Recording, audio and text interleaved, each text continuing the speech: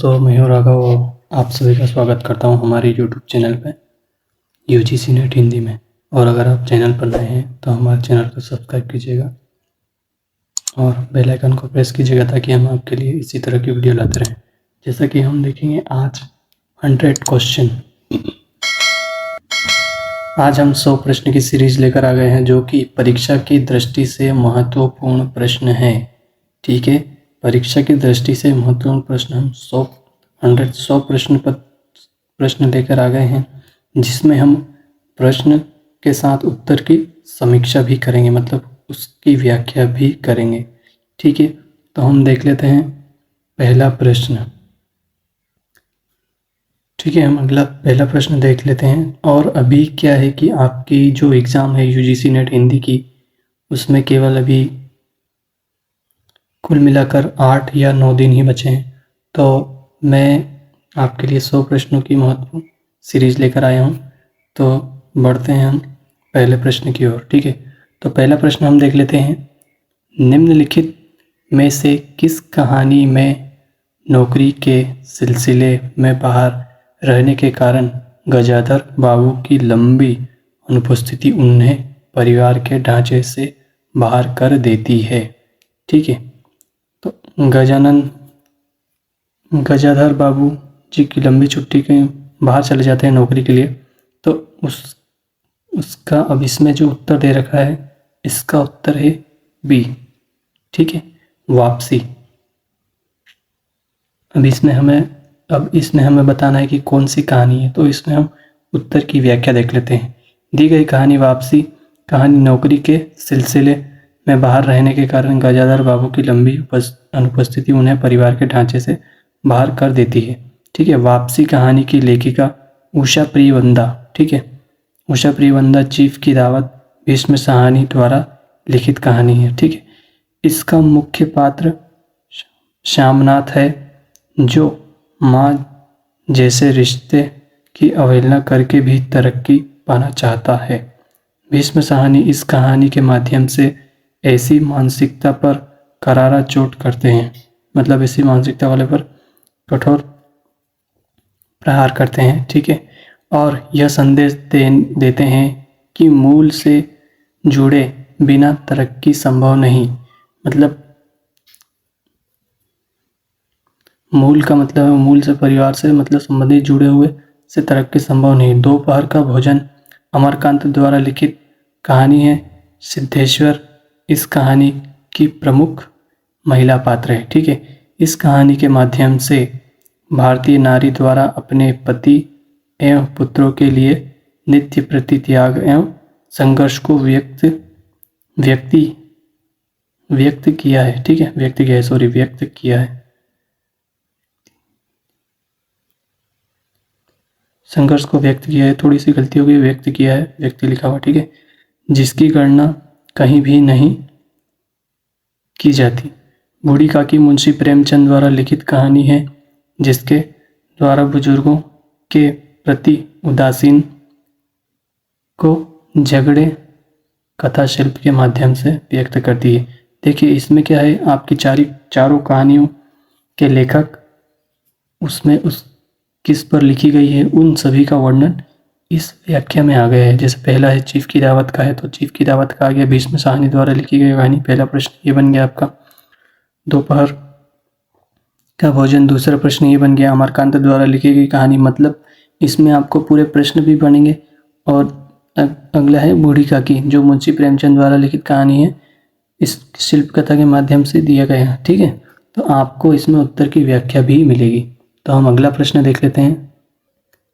दूसरा प्रश्न, प्रेमचंद की किन कहानियों में देसी रियासतों के राजाओं का चरित्र और वहां चलने वाली राजनीतिक गतिविधियों का चित्रण मिलता है? प्रेमचंद की किस कहानी में देसी रियासतों और राजाओं का चरित्र का चित्रण किस गतिविधि का मिलता है? तो इसका उत्तर है आपका सी। ठीक है, ए और सी। ठीक है, शतरंज के खिलाड़ी और रियासत का दीवान। तो इसकी समीक्षा व्याख्या देख लेते हैं हम। पहला है रियासत का दीवान और शतरंज के खिलाड़ी मुंशी प्रेमचंद की कहानी है। ठीक है, तो पहला प्रश्न तो आपका यही बन गया कि यह कहानी मुंशी प्रेमचंद की 2 कहानियों में से देसी रियायतों, ये भी पूछ सकते हैं कि देसी रियायतों के राजाओं का चरित्र और वहाँ चलने वाली राजनीतिक गतिविधियों कौन कौन सी प्रेमचंद द्वारा लिखी गई कहानियाँ हैं। ठीक है, ये प्रश्न बनता है। गतिविधि अब देख लेते हैं हम, वहाँ चलने वाली गतिविधियों का राजनीतिक चित्रण मिलता है। ठीक है, अब अगला है पंच परमेश्वर। पंच परमेश्वर कहानी में अलगू जुम्मन की मित्रता एवं न्याय के महत्व को व्यक्त किया गया है। ठीक है, इसका देख लिया आपने पंच परमेश्वर का। ठीक है, और अगला है बड़े भाई साहब। बड़े भाई साहब कहानी के माध्यम से बड़े होने के आड़ में निकम्मेपन हद की व्यक्त किया है। ठीक है, तो इसमें चारों का आपके आ गया। कभी चारों से अगर प्रश्न पूछ ले तो आप चारों का उत्तर भी दे सकते हैं और इसमें आपको समीक्षा सहित व्याख्या कर दी गई। ठीक है, तो अगला प्रश्न हम देख लेंगे। द्विवेदी युगीन कविता की मुख्य प्रवृत्तियां हैं। द्विवेदी युगीन कविता की मुख्य प्रवृत्तियां हैं, तो इसका उत्तर आपका है ए और डी। ठीक है, समाज सुधार और इतिव्रतात्मकता। ठीक है, तो इनकी हम समीक्षा देख लेते हैं, व्याख्या देख लेते हैं उत्तर की। ठीक है, दी गई प्रवृत्तियों में समाज सुधार एवं इतिव्रतात्मकता द्विवेदी युगीन कविता की प्रमुख प्रवृत्तियां हैं। मतलब द्विवेदी युगीन कविता की प्रमुख प्रवृत्तियां हैं। डॉक्टर नगेंद्र ने द्विवेदी युग को जागरण सुधार काल नाम से अभिहित किया है। ठीक है, ये एक प्रश्न ये बन गया आपका। डॉक्टर नगेंद्र ने द्विवेदी युग को जागरण सुधार काल भी कहा है। ठीक है, और इसकी समयावधि देखिए, इसकी समयावधि पूछ सकते हैं तो 1900 ईस्वी से 1800 ईस्वी तक मानी गई है। आचार्य रामचंद्र शुक्ल द्विवेदी युग को नई धारा द्वितीय उत्थान के अंतर्गत मानते हैं। ये भी प्रश्न पूछ सकते हैं आपसे, रामचंद्र शुक्ल द्विवेदी युग को किस नाम से जानते हैं, क्या नाम दिया है, तो नई धारा का युग। ठीक है, और इसकी समयावधि क्या रही, तो 1893 ईस्वी से 1918 ईस्वी तक माना गया है। इस युग का नाम आचार्य महावीर प्रसाद द्विवेदी के नाम पर रखा गया है। ठीक है, तो ये आपकी उत्तर की समीक्षा हो गई चारों की। ठीक है, तो हम ऐसे ही व्याख्या करते रहेंगे और अगला प्रश्न ले लेते हैं हम आगे। देख लेते हैं, बिंब के अनिवार्य तत्व हैं, तो इसका उत्तर आपका आ जाएगा बी और ए, कल्पना और विवरणात्मकता। ठीक है, तो इसकी समीक्षा हम देख लेते हैं। कल्पना या विवरणात्मकता बिंब के अनिवार्य तत्व हैं। बिंब शब्द अंग्रेजी के इमेज शब्द का हिंदी रूपांतरण है। ठीक है, जिसका अर्थ है मूर्त रूप प्रदान करना। काव्य के बिंब को वह शब्द चित्र माना जाता है जो कल्पना द्वारा इंद्रिय अनुभव के आधार पर निर्मित होता है। बिंब पदार्थ नहीं बल्कि उसकी प्रतिकृति या प्रतिच्छवि है, सृष्टि नहीं पुनर्सृष्टि है। डॉक्टर नगेंद्र के अनुसार काव्य बिंब शब्दार्थ के माध्यम से कल्पना द्वारा निर्मित एक ऐसी मानस छवि है जिसके मूल में भाव प्रेरणा होती है।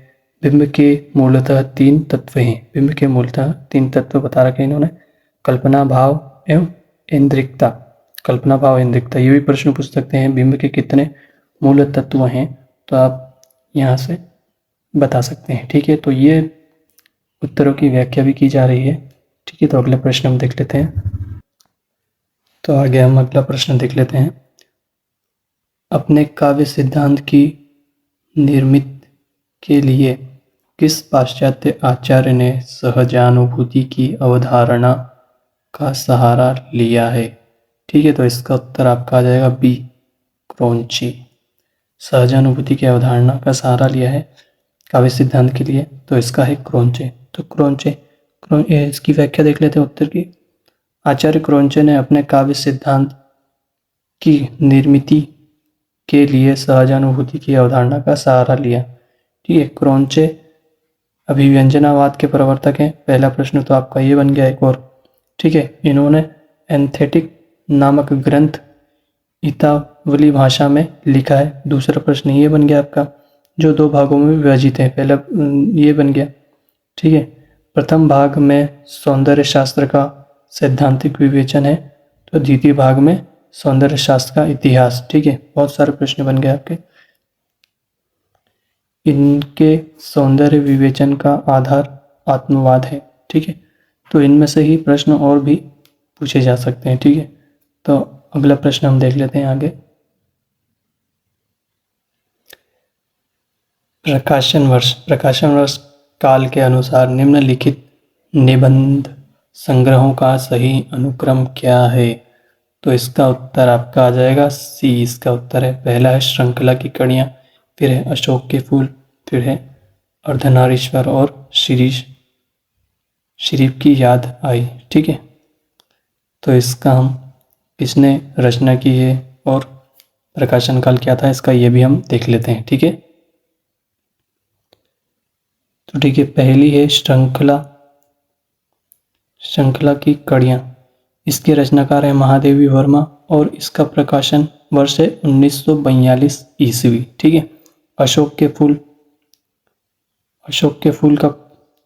फूल के रचनाकार हैं हजारी प्रसाद द्विवेदी और इनका प्रकाशन वर्ष है अशोक के फूल का 1948 ईस्वी। ठीक है, अर्धनारीश्वर के रचनाकार है रामधारी सिंह दिनकर और अर्धनारीश्वर का प्रकाशन वर्ष है 1952 ईस्वी। ठीक है, शिरीष की याद आई, इसके कवि हैं विद्यानिवास मिश्र और शिरीष की याद आई के प्रकाशन वर्ष है 1995 ईस्वी। ठीक है, तो ये हो गया उत्तर की व्याख्या आपकी। पूछ ले कवि की कौन से कवि की रचना है श्रृंखला की कड़ियाँ, या अशोक के फूल किस कवि की रचना है, या अर्धनारीश्वर किस कवि की रचना है शिरीष की, तो आप ये जरूर याद रखिएगा। ठीक है, अगला प्रश्न हम देख लेते हैं। इसमें 2 कथन दिए गए हैं जिसमें से हमें बताना है कौन सा सत्य है और कौन सा असत्य। तो पहला कथन दे रखा है इसका अपना, दलित चिंतन और साहित्य में अभिव्यक्ति मनुष्य गांधी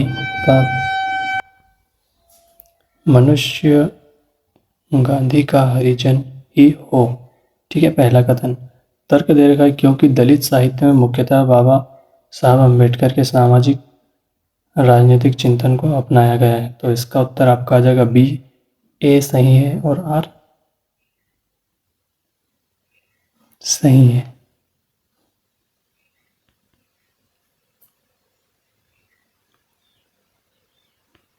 उत्तर की व्याख्या देख लेते हैं। दलित चिंतन और साहित्य में अभिव्यक्ति मनुष्य गांधी का हरिजन ही है। कथन ए सही है, परंतु क्योंकि दलित साहित्य में मुख्यतः बाबा अम्बेडकर के सामाजिक राजनीतिक चिंतन को अपनाया गया है, तो यह कारण जो है आर गलत है। मतलब इसमें ए सही है और आर गलत है, तो इसका उत्तर आपका आ जाएगा डी। ठीक है, अगला प्रश्न हम देख लेते हैं। निम्नलिखित में से हिंदी के यात्रा वृत्तांत है। कौन कौन से यात्रा वृत्तांत है वो हम देख लेते हैं। तो इसका उत्तर आपका आ जाएगा अरे या और एक तो बी। ठीक है, और दूसरा है आखिरी चट्टान, बी और सी। ठीक है, तो इसका उत्तर हो जाएगा आपका डी। ठीक है, यात्रा वृत्तांत 2 है। अगला ए हम देख लेते हैं, याद हो कि न याद हो, ये क्या है, तो संस्मरण है। ये भी प्रश्न पूछा जा सकता है। और जिनकी याद हमेशा रहेगी, और ये भी संस्मरण। 2 संस्मरण दे रखे हैं और 2 यात्रा वृत्तांत दे रखे हैं। ठीक है, अगला प्रश्न हम देख लेते हैं। निम्नलिखित में से जयशंकर प्रसाद द्वारा रचित काव्य है। ठीक है, तो कौन सा काव्य है रचित काव्य, तो इसका उत्तर आपका आ जाएगा बी और सी। ठीक है, उर्वशी, चंपू और डी झरना। ठीक है, 2 काव्य हैं इसमें, 2 कविता हैं। एक तो उर्वशी है, उर्वशी चंपू, और एक है झरना। और जो तितली है वह उपन्यास है, ठीक है, लिखा हुआ तितली उपन्यास है, और इरावती भी उपन्यास है। इसमें दो पूछ सकते हैं कि तितली रचित कौन सा उपन्यास है, तो इसमें आप उत्तर दे सकते हैं, ठीक है। अगला प्रश्न हम देख लेते हैं। निम्नलिखित में से गीति नाट्य है, तो पहला है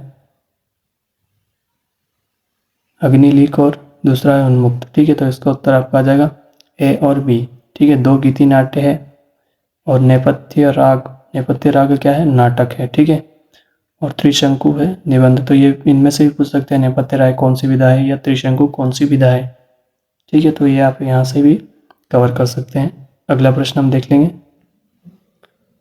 निम्नलिखित काव्य पंक्तियों को उसके रचनाकारों के साथ सुमेलित कीजिए, ठीक है। तो यह काव्य पंक्तियां दे रखी हैं, इसमें हम रचना के साथ इनकी उत्तर की व्याख्या देख लेते हैं। किस कवि ने कौन कौन सी, तो इस प्रश्न की व्याख्या देख लेते हैं हम। निम्नलिखित काव्य पंक्तियां कौन कौन सी थी, ठीक है। पहली पंक्ति है पंडिय असल संत बखाणे देहि बुद्ध बसंत न जाने, ठीक है, तो पहली पंक्ति जो है वह है सरापा की, ठीक है। 12 बरिस ले कुकुर जिए और 13 बरस ले सियार, ठीक है, तो यह दूसरी पंक्ति जो है वह जगनीक की है। बड़ कौशल तुआ राधे किनल कन्हाई लोचन आधे, तो यह पंक्ति है विद्यापति की, ठीक है। जाति बोझ पाति बोझ ओझा जन्म हमार, तो यह पंक्ति है रैदास की, ठीक है। अगला प्रश्न हम देख लेंगे। अच्छी हिंदी बस एक ही व्यक्ति लिखता था, यह कथन किस आलोचक ने किसके बारे में कहा है, तो इसका उत्तर आपका आ जाएगा बी, उत्तर आ जाएगा महावीर प्रसाद द्विवेदी ने बालमुकुंद गुप्त के बारे में कहा है। अच्छी कविता एक ही कविता यह है, महावीर प्रसाद द्विवेदी ने बालमुकुंद गुप्त के बारे में कहा है, ठीक है। अगला प्रश्न हम देख लेंगे। न खास हिंदी न खास उर्दू जुबान गोया मिली जुली हो, यह उपयुक्त कथन किसका है, तो इसका उत्तर आपका आ जाएगा शिव प्रसाद सितारे हिंद, इसका उत्तर आपका आ जाएगा ये। न खास हिंदू न खास हिंदी न खास उर्दू जुबान गोया मिली जुली, उक्त कथन शिव प्रसाद सितारे हिंद का है। रचित ग्रंथ मानव धर्मसार, वामन रंजन, आलसियों का कीड़ा और सजा भोज का सपना, इतिहास तिमिर नाशक, मतलब इन्होंने कौन कौन से ग्रंथ लिखे हैं वो भी इसमें दे दिया है, ठीक है। तो अगला प्रश्न हम देख लेंगे। निम्नलिखित में से कौन से कथन रामविलास शर्मा के हैं, तो इसका उत्तर आपका आ जाएगा ए, ठीक है, ए और सी। साहित्य की प्रचारात्मकता का प्रश्न सामाजिक जीवन की यथार्थता की कसौटी पर हल किया जा सकता है, ठीक है। दूसरा है पिछली संस्कृति के से नाता तोड़कर हवा में नई संस्कृति को जन्म नहीं दिया जा सकता, ठीक है। तो अगला प्रश्न हम देख लेते हैं।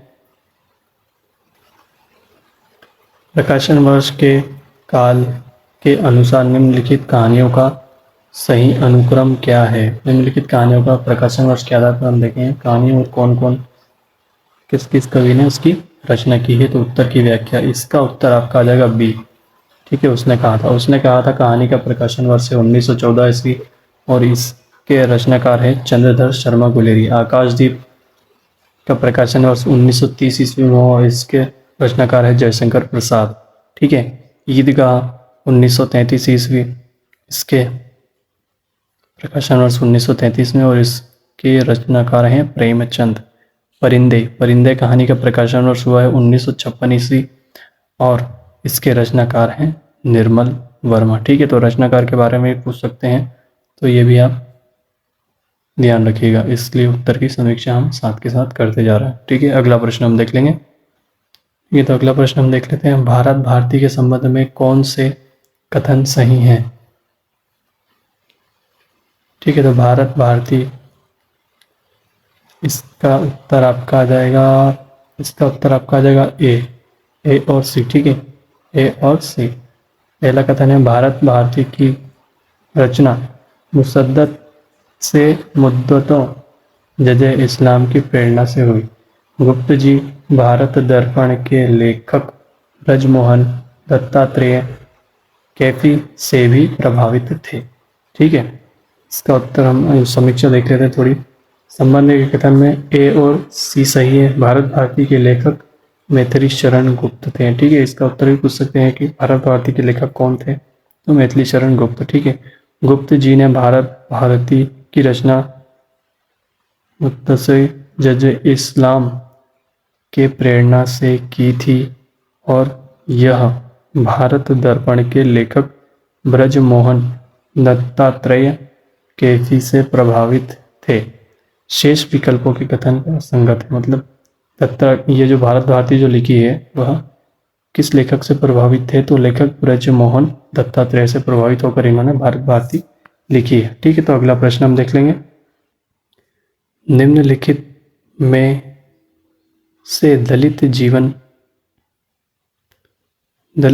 पर आधारित उपन्यास है। ठीक है, दलित जीवन पर आधारित उपन्यास है तो कौन सा है, तो इसका उत्तर आपका आ जाएगा बी, ए और डी।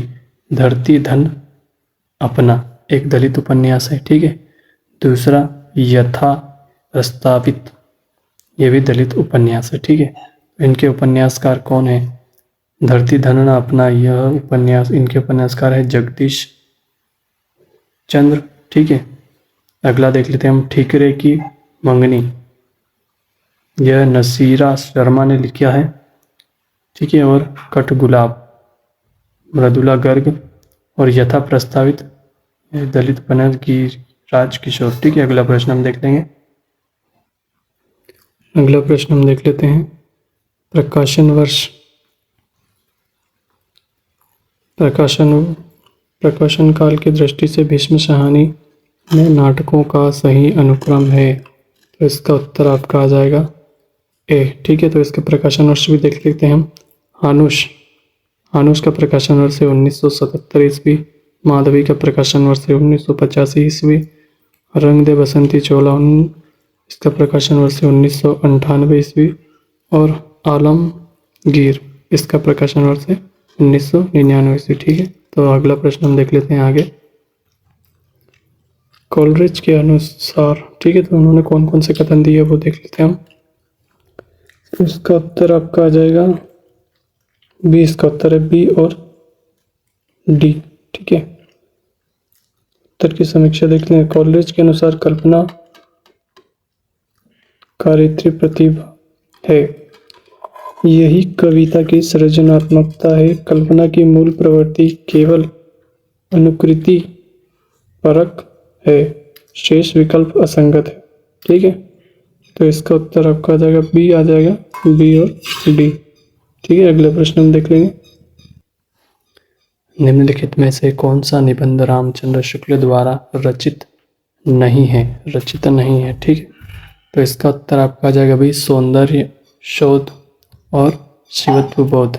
बाकी जो निबंध है रामचंद्र शुक्ल द्वारा रचित है, तीनों निबंध। ठीक है, तो इसका उत्तर की समीक्षा देख लेते हैं, किसने इसकी रचना की। सौंदर्य बोध और शिवत्व बोध निबंध रामचंद्र शुक्ल द्वारा रचित नहीं है, बल्कि यह हीरानंद वात्सायन अज्ञेय द्वारा रचित निबंध है। ठीक है, तो कभी पूछ ले कि सौंदर्य शोध और शिवत्व किसके द्वारा रचित है, तो अज्ञेय जी द्वारा रचित है। ठीक है, तो इसके उत्तर, जबकि आचार्य रामचंद्र शुक्ल द्वारा रचित रसात्मक बोध के विविध रूप साधारणीकरण और व्यक्ति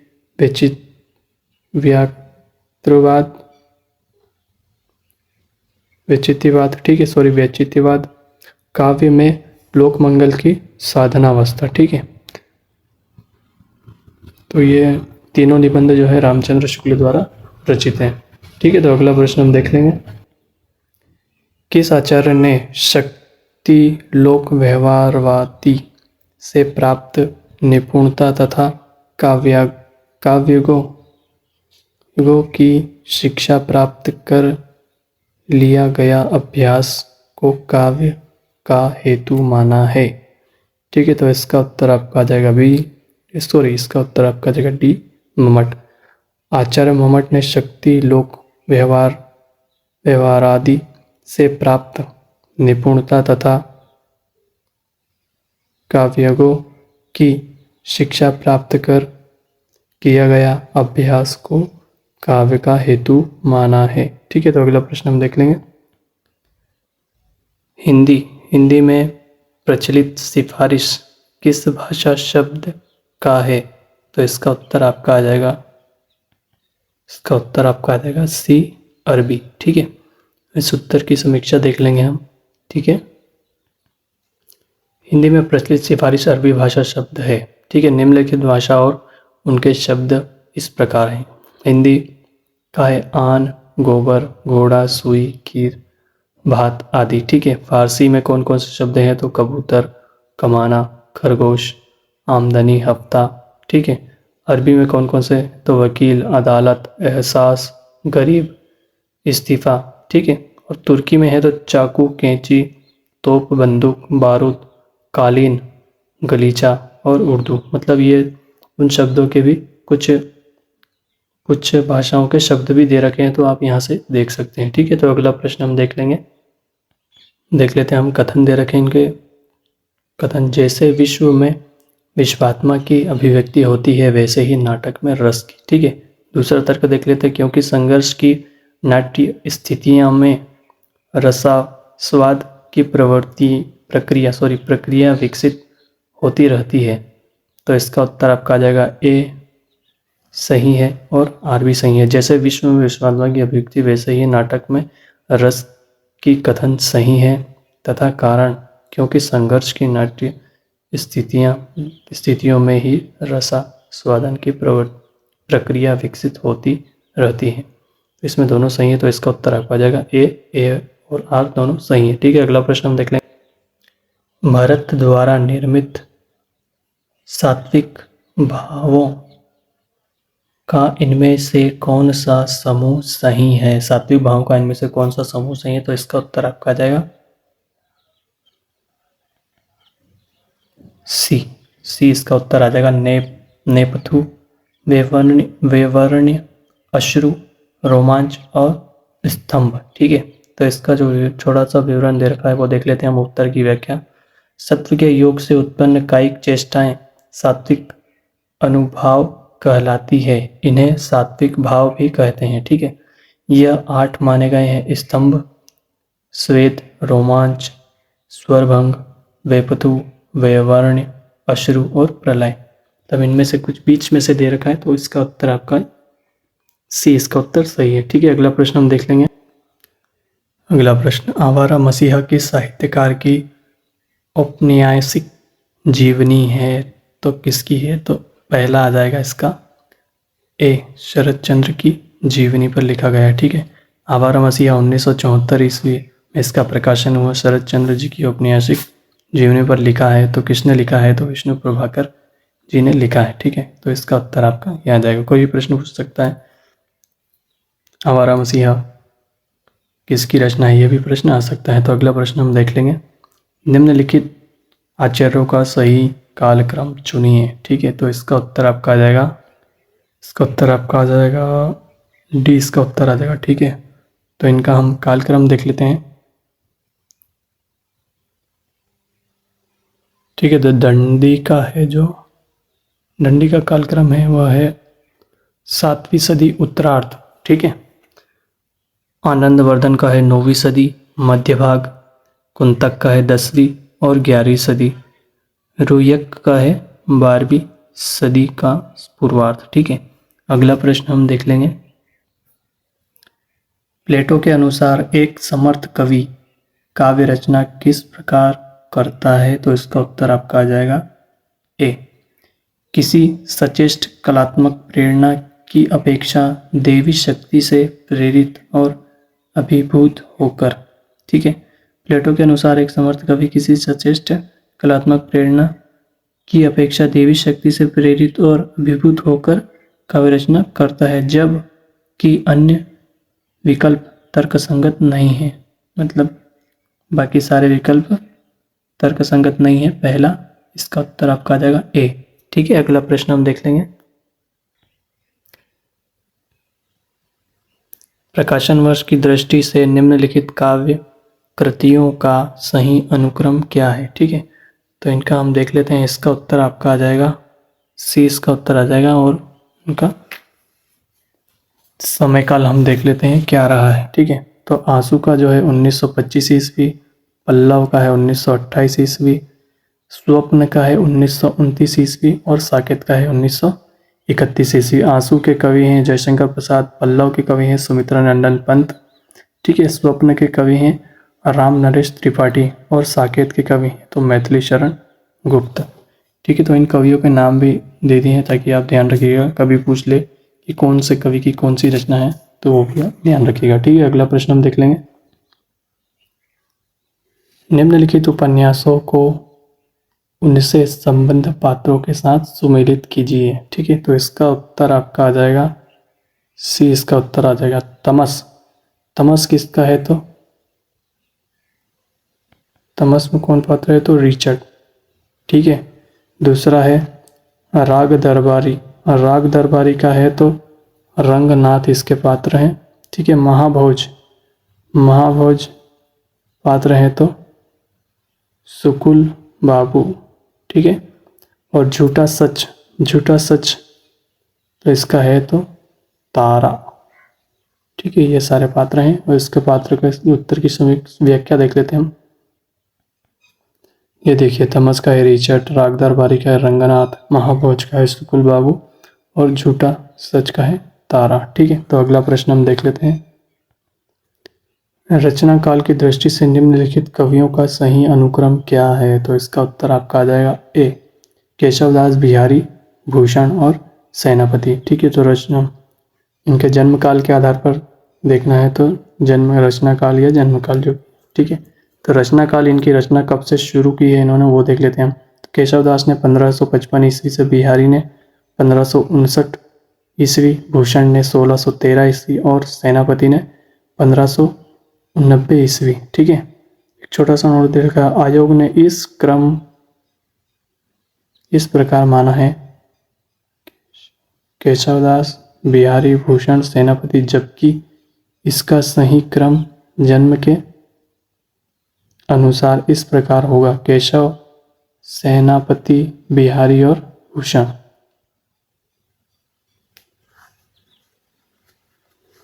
तो आपको जन्म के आधार पर भी इनका बता दिया है, केशव, सेनापति और भूषण, बिहारी और भूषण। ठीक है, तो ये इसका रचना काल के आधार पर, जन्म के आधार पर पूछेंगे तो वो थोड़ा चेंज हो जाएगा। ठीक है, अगला प्रश्न हम देख लेंगे।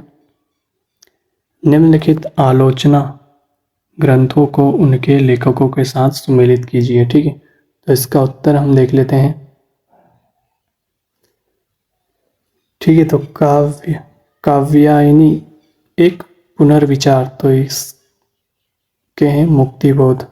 मुक्तिबोध कवि ने लिखी है गजानन माधव मुक्तिबोध। ठीक है, अधूरे साक्षात्कार तो नेमित चंद्र जैन इनके कवि हैं।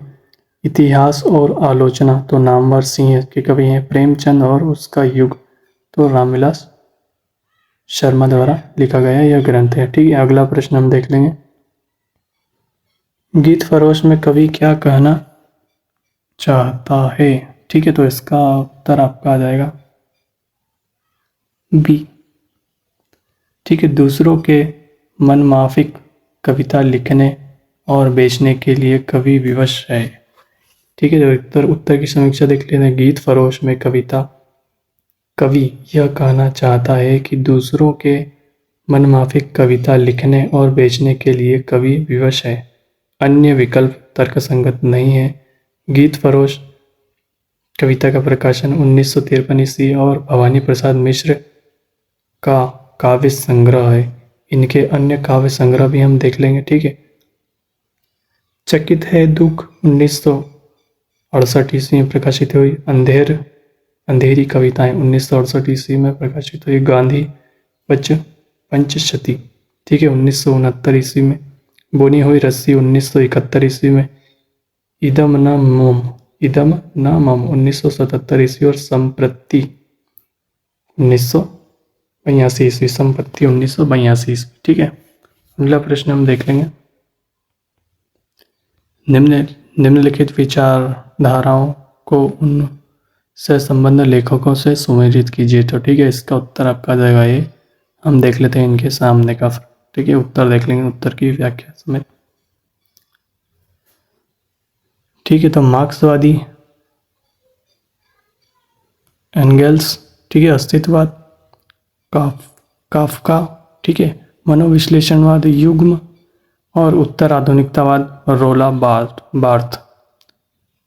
बार्थ। ठीक है, अगला प्रश्न हम देख लेंगे। निम्नलिखित क्रांतिकारी कविताओं को उनके रचनाकारों के साथ सुमेलित कीजिए। ठीक है, तो इसका उत्तर आपका आ जाएगा सी, इसका उत्तर है। और हम इसके उत्तर की व्याख्या देख लेंगे ठीक है, उत्तर देख लेते हैं सारे।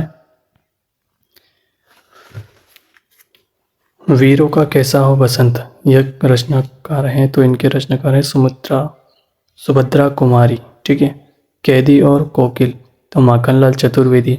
जवानी, बालकृष्ण शर्मा नवीन रचनाकार है, और हिमाद्री तुंग श्रृंग से, तो जयशंकर प्रसाद। ठीक है, ये इसके सारे उत्तर है, तो इसका उत्तर आपका आ जाएगा सी। ठीक है, तो अगला प्रश्न हम देख लेंगे। इस मेले का मुख्य उद्देश्य है कि व्यापार की वृद्धि हो, यह किस प्रकार का वाक्य है? तो इसका उत्तर आपका आ जाएगा बी, मिश्र वाक्य। इस मेले का मुख्य उद्देश्य है कि व्यापार की वृद्धि हो, मिश्र वाक्य का उदाहरण है। ठीक है, अगला प्रश्न हम देख लेंगे।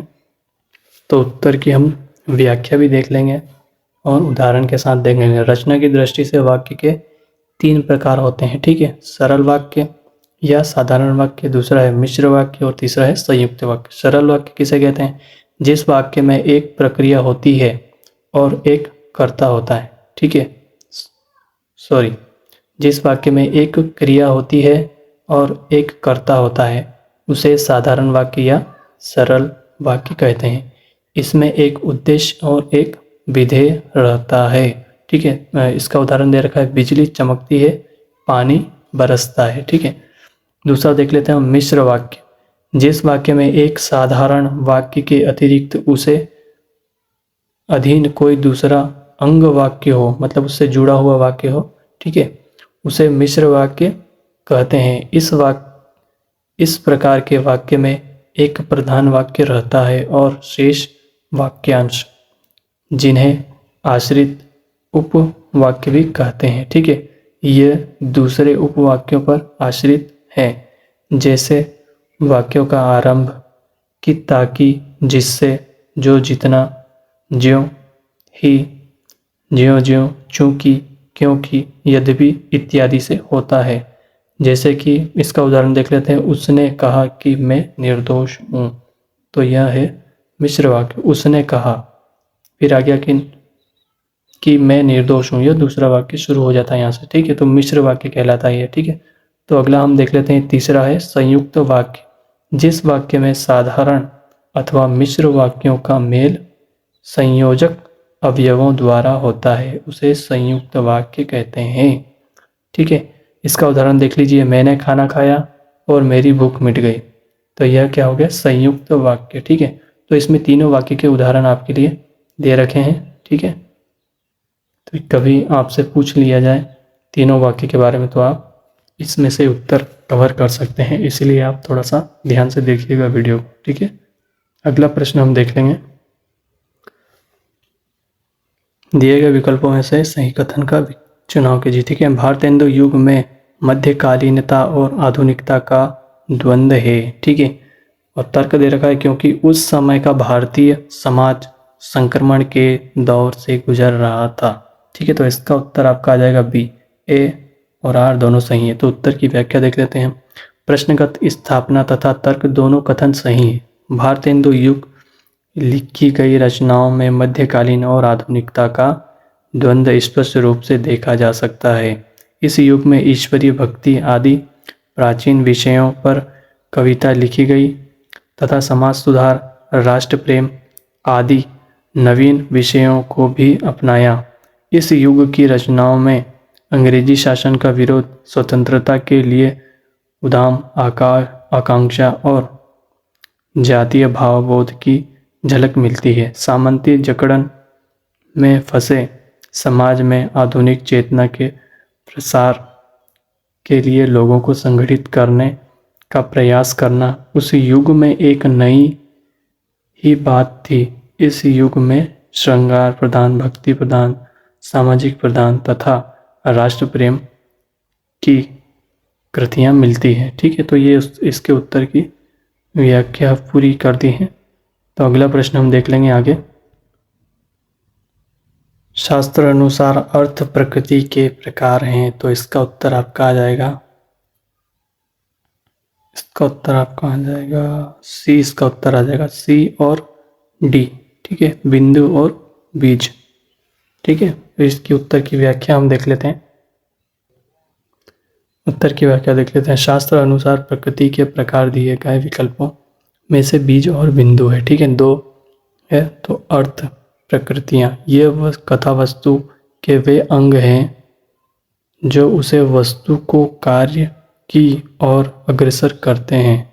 ठीक है, इसके 5 भेद बताए गए हैं। ठीक है, बीज, बिंदु, पताका, प्रकृति और कार्य। ठीक है, तो कभी आपसे ये प्रश्न भी पूछ सकते हैं कि कथा वस्तु के कितने भेद हैं, तो ये बता सकते हैं आप 5 भेद हैं, भेद बताए हैं। ठीक है, बीज, बिंदु और पूछ सकते हैं, प्रश्न हो सकता है, ध्यान में रखिएगा। ठीक है, अगला प्रश्न हम देख लेंगे। निम्नलिखित आत्मकथाओं का उसके लेखकों के साथ सुमेलित कीजिए। तो ठीक है, तो इसका उत्तर आपका आ जाएगा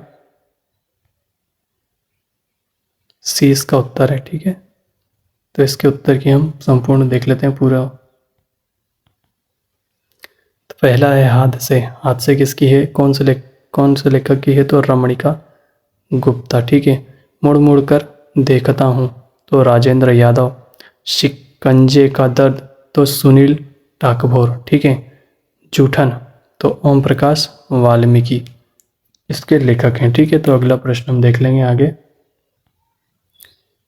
पीछे लागा जाई था लोक वेद के साथ, आग थे सतगुरु मिलिया दीपक दिया हाथी। उक्त पंक्तियों में कबीर कहना चाहते हैं, तो इसका अर्थ देख लेते हैं हम पंक्ति का। ठीक है, इसका उत्तर आपका आ जाएगा बी, ए और सी आ जाएगा इसका, ए और सी। ठीक है, उत्तर की व्याख्या देख लेते हैं हम।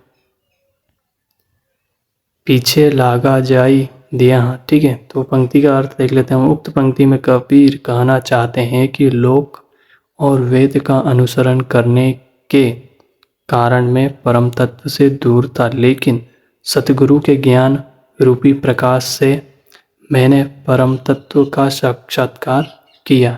ठीक है, तो इसका उत्तर आपका आ जाएगा ए और सी। ठीक है, अगला प्रश्न हम देख लेंगे।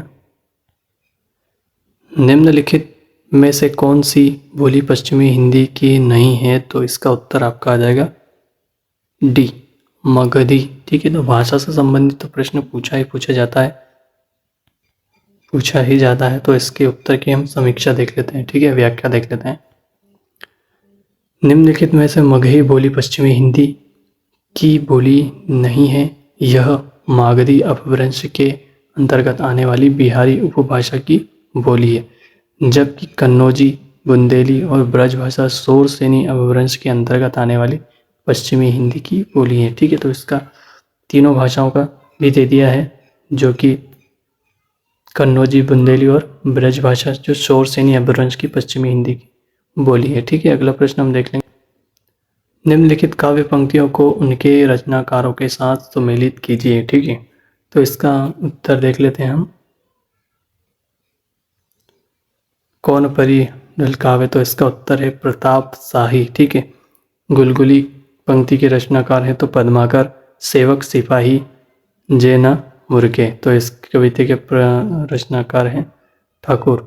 अभिधा उत्तम कहत नवीन। ठीक है, तो इसके रचनाकार है देव। ठीक है, अगला प्रश्न हम देख लेंगे।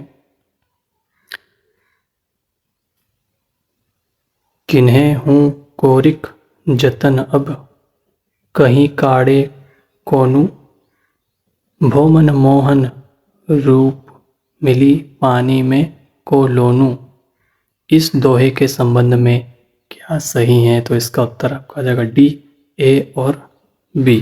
ठीक है, इनमें इसमें नायिका का कृष्ण के प्रति अन्यत्र प्रेम व्यंजित है। ठीक है, नायिका के मन रूपी सरोवर में कृष्ण का लावण्य पानी में नमक की तरह घुल गया है। तो ठीक है, इस उत्तर की हम व्याख्या देख लेते हैं। ठीक है, उत्तर की व्याख्या देख लेते हैं। इस दोहे में नायिका का कृष्ण के प्रति अत्यंत प्रेम व्यंजित तथा नायिका के मन रूपी सरोवर में कृष्ण का लावण्य पानी में नमक की तरह घुल गया। यह दोहा बिहारी जी द्वारा रचित है।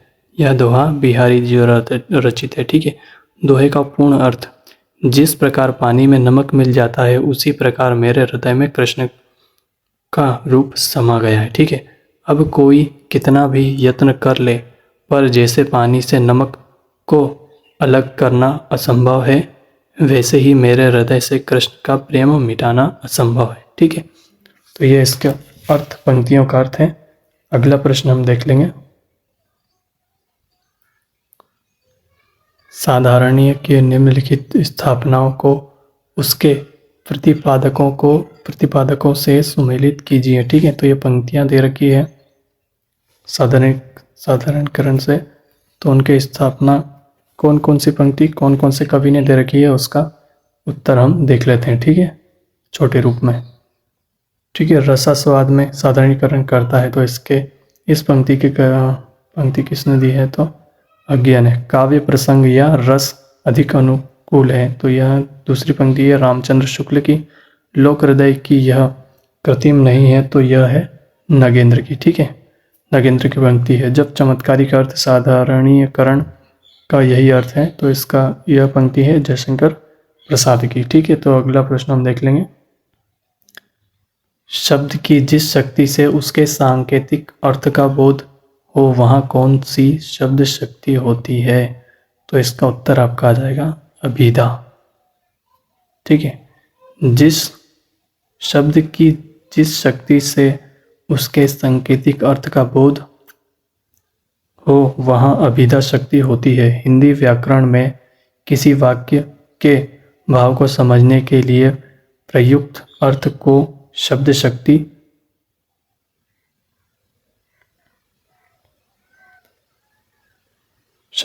कहा जाता है। ठीक है, हिंदी व्याकरण में शब्द शक्ति 3 प्रकार की होती है, अभिधा, लक्षणा और व्यंजना। अभिधा, लक्षणा और व्यंजना, ये प्रश्न भी पूछ सकते हैं कि हिंदी व्याकरण में शब्द शक्ति के कितने प्रकार हैं, तो आप ये उत्तर भी ये ध्यान रखिएगा। ठीक है, अगला प्रश्न हम देख लेंगे। अस्मिता मूलक विमर्श को किस साहित्यिक पत्रिका ने सर्वाधिक संवर्धित किया है? ठीक है, तो इसका उत्तर आपका आ जाएगा सी, हंस पत्रिका। अस्मिता मूलक विमर्श को हंस साहित्यिक पत्रिका ने संवर्धित किया है, मतलब संवारा है। ठीक है, हंस दिल्ली से प्रकाशित होने वाली हिंदी मासिक पत्रिका है, जिसका संपादन राजेंद्र यादव ने 1906 ईस्वी से 2013 ईस्वी तक किया है। ठीक है, संपादन किस कवि ने किया है वो भी पूछ सकते हैं, और उसकी तारीख भी पूछ सकते हैं। ठीक है, तो 1906 ईस्वी से 2013 ईस्वी तक उन्होंने प्रकाशन किया।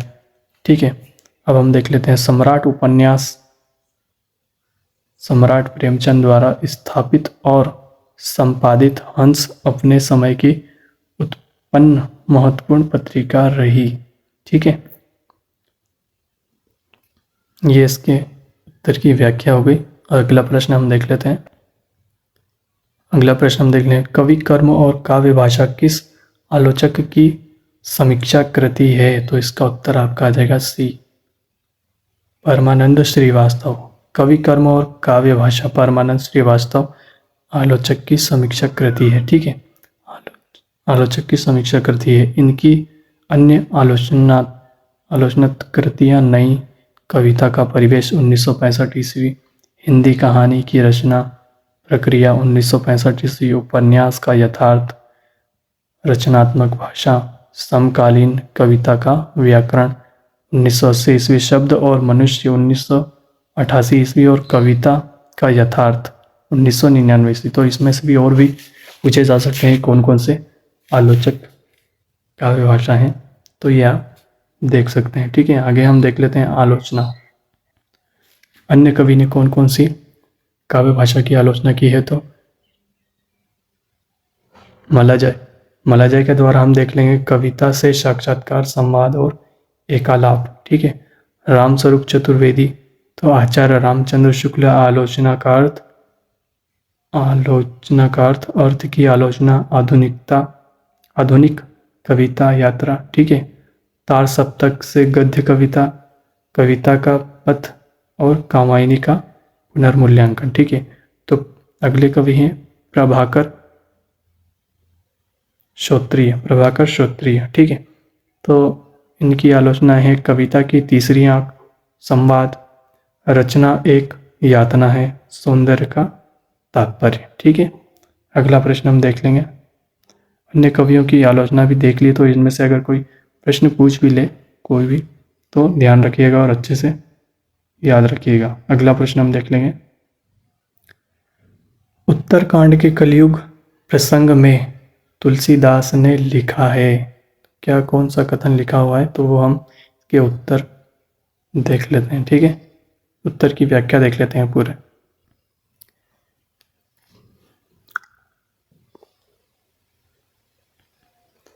ठीक है, ये उत्तर देख लेते हैं हम सीधा। इसका उत्तर आपका जाएगा ए और सी। ठीक है, तो उत्तरकांड के कलयुग में प्रसंग तुलसीदास ने लिखा है कि आचारहीन और वेद विरोधी लोग ज्ञानी और सन्यासी कहलाएंगे। ठीक है, अगला है पत्नी के मर जाने और घर गृहस्थी और संपत्ति के नष्ट हो जाने के बाद लूटे पीटे लोग ही सन्यास ग्रहण करेंगे। ठीक है, तो ये दो कथन हो गए हैं। तुलसीदास कृत रामचरितमानस का अंतिम कांड उत्तरकांड है। ठीक है, तो ये प्रश्न भी पूछ सकते हैं कि रामचरित मानस में कितने कांड हैं, तो इसका उत्तर भी यहाँ दे रखा है। पहला है बाल्यकांड, अयोध्या कांड, अरण्य कांड, किष्किंधा कांड, सुंदर कांड, लंका कांड और उत्तरकांड। ठीक है, इनको क्रम से जमाए ऐसा भी कुछ पूछ सकते हैं। ठीक है, प्रश्न आता ही आता है और पूछते ही पूछते हैं। ठीक है, तो अगला प्रश्न हम देख लेंगे। भाषा ठीक करने से पहले मनुष्यों को ठीक करना चाहता हूँ, समझें। प्रस्तुत संवाद चंद्रगुप्त नाटक के किस पात्र का है, तो इसका उत्तर आपका आ जाएगा बी चाणक्य। ठीक है, इसके उत्तर की व्याख्या देख लेते हैं हम। भाषा ठीक करने से पहले मैं मनुष्य को ठीक करना चाहता हूँ। मनुष्य, प्रस्तुत संवाद चंद्रगुप्त नाटक के चाणक्य पात्र का है। चंद्रगुप्त चाणक्य व राक्षस चंद्रगुप्त नाटक के पात्र हैं। चंद्रगुप्त नाटक के लेखक जयशंकर प्रसाद हैं। ठीक है, ये प्रश्न भी पूछा जा सकता है।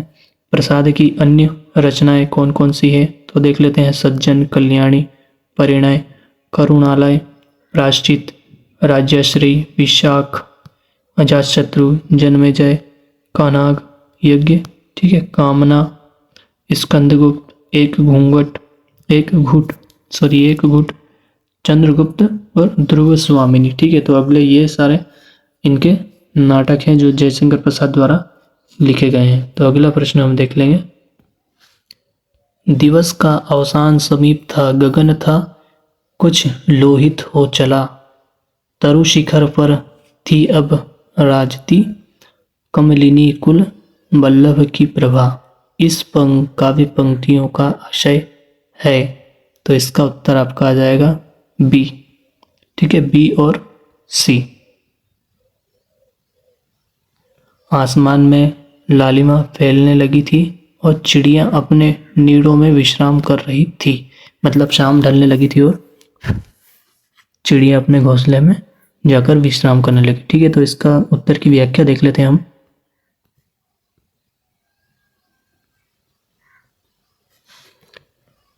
ठीक है, इस काव्य पंक्ति का आशय आसमान में लालिमा फैलने लगी थी पेड़ों की पंक्तियों में सूरज की आखिरी किरण विराजमान थी। ठीक है, उपयुक्त पंक्ति हरियोधकृत प्रिय प्रवास द्वारा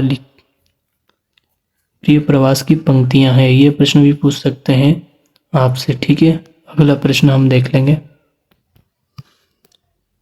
अफ्रीका में रंग भेद तथा उपनिवेशवादियों की स्थानीय और भारतीय मूल के निवासियों के प्रति घृणा और क्रूरता का मार्मिक चित्रण किस उपन्यास में किया गया है? तो इसका उत्तर हम देख लेते हैं कौन सा उपन्यास है।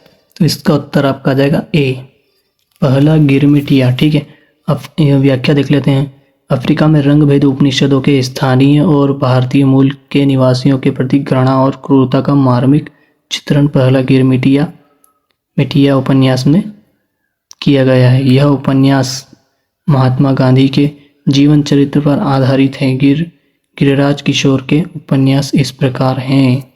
ठीक है, तो पहला है जगलबंदी अंग्रेजी सत्ता का अंत और कांग्रेस के रूप में नए सत्ता वर्ण के उदय का अंकन। ठीक है, इसमें ये परिशिष्ट में उपन्यास है। तो तकनीकी शिक्षा संस्थानों में हरिजन विरोधी वातावरण का चित्रण। ठीक है, तीसरी सत्ता है तो उपन्यास है तो आधुनिक नारी के दाम्पत्य संबंध में उत्पन्न जटिलताओं का अंकन। ठीक है, ये उत्तर की व्याख्या हो गई। तो अगला प्रश्न हम देख लेंगे। अंधेरे में कविता से संबंधित कौन सी टिप्पणियां रामविलास शर्मा की है? तो ठीक है, तो इसका उत्तर आपका आ जाएगा डी, ए और डी। ठीक है, अंधेरे में कविता की मूल समस्या यही है कि मध्य वर्ग का बुद्धिजीवी सर्वहारा वर्ग से तादात्म्य कैसे स्थापित करे। ठीक है, दूसरा है मुक्तिबोध की मुख्य समस्या है अपना वर्ग छोड़कर दूसरे वर्ग के साथ तादात्म्य स्थापित करना, मतलब उनके साथ जुड़ना। ठीक है, अगला प्रश्न हम देख लेंगे। राम तुम माना हो ईश्वर नहीं हो क्या, विश्व में रमे हुए नहीं सभी कहीं हो क्या, तब मैं निरीश्वर हूँ ईश्वर क्षमा करे, तुम न रमो तो मन तुम में रमा करे। ठीक है, तो इसका उत्तर आपका आ जाएगा बी। यह साकेत की पंक्तियों में से लिया गया है और इसका हम व्याख्या देख लेते हैं थोड़ी सी उत्तर की। आधुनिक दृष्टि से प्रेरित मैथिली शरण गुप्त ने राम के विषय में यह काव्योक्ति साकेत काव्य ग्रंथ में लिखी है। ठीक है, पंचवटी नहुष तथा विष्णुप्रिया गुप्त जी की रचना है। 3 रचनाएं भी बता दी है इसमें कि 3 रचनाएं और उनकी है। ठीक है, तो अगला प्रश्न हम देख लेंगे। भीष्म साहनी कृत तमस उपन्यास का कथानक किस मुख्य विषयों पर केंद्रित है? तो इसका उत्तर आपका आ जाएगा ए और डी, विभाजन की त्रासदी और सांप्रदायिक विद्वेप।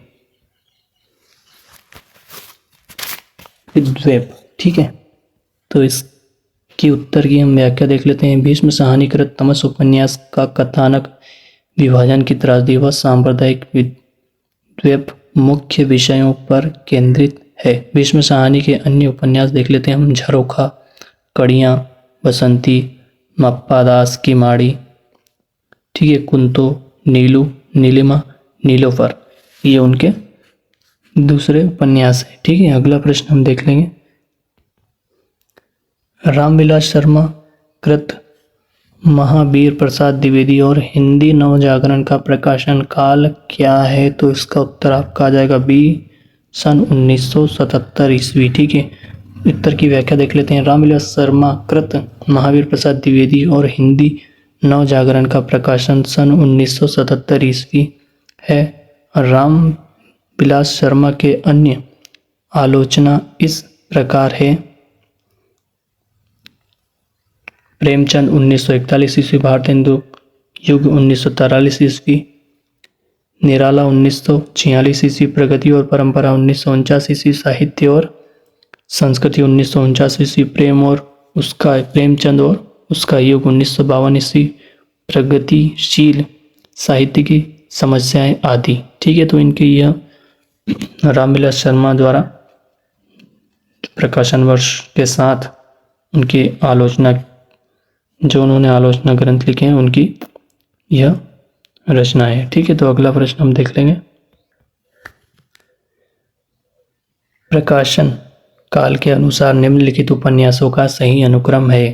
तो ठीक है, तो इसका उत्तर हम देख लेते हैं। ए इसका उत्तर है परीक्षा गुरु। परीक्षा गुरु का प्रकाशन वर्ष 1982 ईस्वी और किसके द्वारा लिखी गई है? तो श्रीनिवास दास। ठीक है, गोदान, इसका प्रकाशन वर्ष 1936 ईस्वी, किसके द्वारा लिखी गई है?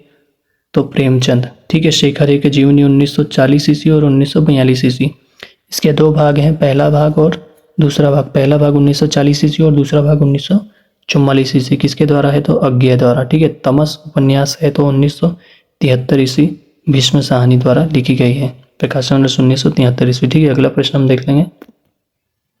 संज्ञा अथवा सर्वनाम के जिस रूप से उसका संबंध वाक्य के किसी दूसरे शब्द के साथ प्रकाशित होता है उसे क्या कहते हैं? तो इसका उत्तर आपका आ जाएगा कारक। ठीक है, संज्ञा अथवा सर्वनाम के जिस रूप से उसका संबंध वाक्य के किसी दूसरे शब्द के साथ प्रकाशित होता है तो उसे कारक कहते हैं। संज्ञा सर्वनाम से भी प्रश्न पूछे ही जाते हैं, तो जरूर ध्यान रखिएगा और पढ़कर जाइएगा। ठीक है, अगला प्रश्न हम देख लेते हैं। यूनिट 1 का है ये, यूनिट 1 से प्रश्न पूछा गया है।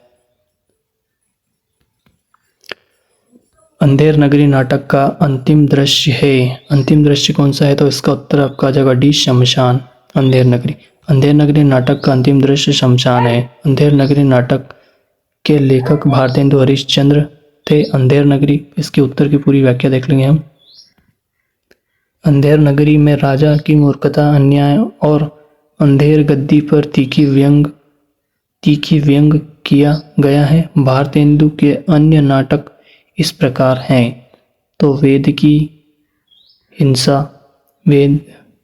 हिंसा हिंसा न भवति। ठीक है, 1873 ईस्वी विशस्य विषमौषधम, 1976 ईस्वी प्रेम जोगिनी, 1975 ईस्वी चंद्रावली, 1976 ईस्वी भारत दुर्दशा, 1980 ईस्वी नील देवी, 1981 ईस्वी अंधेर नगरी, 1981 ईस्वी सती प्रताप अपूर्ण। यह उपन्यास जो है सती प्रताप है वह पूरा नहीं लिखा है, अपूर्णी है और देहांत हो गया था। तो 1883 ईस्वी। ठीक है, अगला प्रश्न हम देख लेंगे। काव्य पंक्ति दे रखी है। जे ही पक्षी पंखी के नियर होई, कहे बिरह के बात, सोई पंखी जाई जारी, तरिवर हो ही निपात। ठीक है, तो इसका उत्तर आपका आ जाएगा डी। ठीक है, इनमें संन्यास युक्त श्रृंगार के कारण स्वाभाविक प्रेम की व्यंजना नहीं हुई है। ठीक है, तो इसकी उत्तर की व्याख्या देख लेते हैं हम। उक्तात्मकता के अतिरिक्त उक्त पंक्तियों में व्यक्त भाव की विशेषता, इसमें संन्यास युक्त श्रृंगार के कारण स्वाभाविक प्रेम की व्यंजना नहीं हुई है। ठीक है, अगला प्रश्न हम देख लेंगे। निम्नलिखित में से कौन सा उपन्यास ऐतिहासिक सांस्कृतिक उपन्यास नहीं है? ठीक है, तो इसका उत्तर आपका आ जाएगा सी, टेढ़े मेढ़े रास्ते। ठीक है, दिए गए उपन्यास में टेढ़े मेढ़े रास्ते ऐतिहासिक सांस्कृतिक उपन्यास नहीं है। टेढ़े मेढ़े रास्ते जो है भगवती चरण वर्मा की रचना है और टेढ़े मेढ़े रास्ते में जो उपन्यास है उनका गांधीवाद, साम्यवाद और आतंकवाद का टेढ़े मेढ़े रास्ते के रूप में चित्रण है। ठीक है, अन्य उपन्यास जो है ऐतिहासिक है। बाणभट्ट की आत्मकथा 1946 ईस्वी इसका प्रकाशन और इसके कवि हैं हजारी प्रसाद द्विवेदी। पुनर्नवा 1973 ईस्वी ये भी हजारी प्रसाद द्विवेदी द्वारा। और वैशाली की नगर वधू तो 1949 ईस्वी में इसका प्रकाशन और चतुरसेन शास्त्री इनके कवि हैं। तो यह तीनों उपन्यास जो है वह ऐतिहासिक सांस्कृतिक उपन्यास है। ठीक है, अगला प्रश्न भी पूछ सकते हैं, सांस्कृतिक उपन्यास कौन कौन से हैं, तो यह बता सकते हैं। अगला प्रश्न हम देख लेंगे। आनंदवर्धन ने किस काव्य को ध्वनि कहा है? तो इसका उत्तर आपका आ जाएगा सी, जहाँ शब्द और अर्थ दोनों अपने अर्थ का उत्सर्जन कर यथार्थ को अभिव्यक्त करें वह काव्य ध्वनि कहा जाता है। ठीक है, तो अगला प्रश्न हम देख लेंगे। धर्मवीर भारती के संदर्भ में क्या सही नहीं है? ठीक है, तो इसका उत्तर आपका आ जाएगा ए, वे व्यक्ति स्वतंत्रता के विरोधी कवि हैं। ठीक है, धर्मवीर भारती, इसका उत्तर की व्याख्या देख लें। धर्मवीर भारती संदर्भ में वे व्यक्ति के स्वतंत्रता के विरोधी कवि हैं, तथ्य सही नहीं है। ठीक है, कौन सा कथन सत्य नहीं है? तो इसका उत्तर ए आ जाएगा। ठीक है, क्योंकि भारत भारती जी व्यक्ति स्वतंत्रता के पक्षधर कवि हैं, ये किशोर भावुकता के लेखक हैं, ये मिथकीय संदर्भों पर आधारित कविता लिखने वाले हैं। तो यह तीनों हैं, वे व्यक्ति स्वतंत्रता वाले लेखक कवि हैं और मिथकीय संदर्भ पर आधारित कविता लिखने वाले कवि हैं। ठीक है, तो यह तीनों बातें उनके संदर्भ में आती है, सही है, और ये जो है वो गलत है। ठीक है, तो अगला प्रश्न हम देख लेंगे।